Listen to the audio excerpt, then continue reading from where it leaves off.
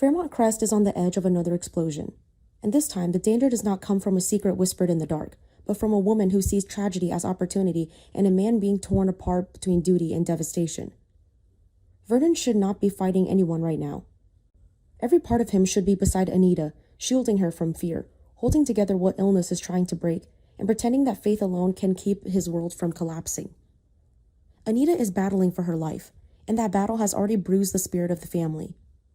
Yet Leslie chooses this exact moment to strike, as if suffering has merely opened a door she has been waiting to walk through. Their last confrontation left a scar on her pride. Vernon stopped her project, stood in her path, and made it clear that the house construction would not continue, at least not for now. He believed he had drawn a line with authority, principle, and control. Leslie walked away from that encounter defeated on the surface, but not broken. What she carried out of that moment was not surrender. It was humiliation, and humiliation has a way of becoming a vengeance when it settles inside someone who cannot bear to lose. By the time she returns to face Vernon again, she is no longer simply a woman fighting for a building. She is a woman fighting to prove that no one, not even a man like Vernon, gets to decide where her ambitions end. What makes the confrontation uglier is not just Leslie's persistence, but her complete lack of sympathy for Anita. While the family is forced to confront the possibility of irreversible loss, Leslie appears untouched by compassion.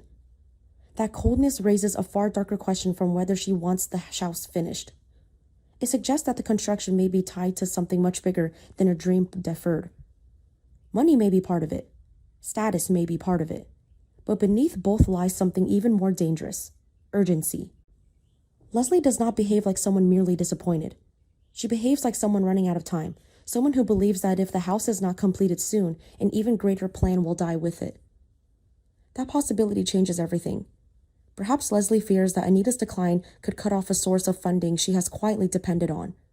Perhaps the house is less a home than a shield, a way to secure legitimacy, hide transactions, or bury a connection to a past mistake that could destroy more than one powerful name. If so, Vernon did not just block a construction project. He threatened to expose the architecture of a lie. His refusal may have been about principle on the surface, but there is no room to suspect that he sensed something rotten underneath and chose to stop it before it grew roots too deep to remove. Leslie, however, is too calculating to attack without a weapon. Her confidence going into the second round suggests she believes she has something Vernon cannot easily dismiss. It may be a document, an old secret, a financial detail, or a memory linked to the family's past that she knows could poison Vernon's standing if it ever came to light. That is what makes her so dangerous. She does not need to overpower him physically or morally. She only needs to force him into an impossible choice: defend himself against her attack, or abandon the fight long enough to be where his heart already is, at Anita's side. And Vernon is vulnerable in exactly that way.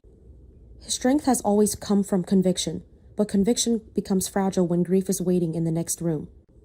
If he keeps fighting Leslie, he risks losing precious time with Anita and allowing bitterness to consume the final moments that should belong to love, not war. If he steps back to protect his family, he may leave himself exposed to a woman who thrives when others are distracted by pain. That is the cruelty of Leslie's timing. She's not simply confronting Vernon when he is weak. She's confronting him when every honorable instinct he has can be turned against him. There's also the unsettling possibility that Anita knows more than anyone realizes. Illness often changes what people choose to hide and what they finally understand. If Anita has seen through Leslie, or worse, understands the real reason the house matters, then Leslie's impatience makes even more sense. She may not be acting out of rage alone.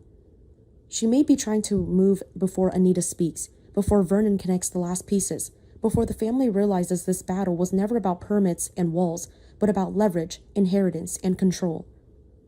So the second round is not just a rematch. It is a trap.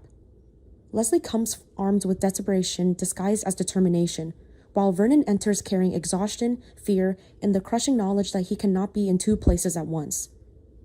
One of them is fighting to protect what remains of a family already under siege. The other may be fighting to keep buried truths from being dragged into the light. That is why this confrontation feels so explosive. If Vernon wins again, Leslie may become more reckless than ever. If Leslie wins, the damage could spread far beyond a halted build and straight into the wounded heart of the Dupree family.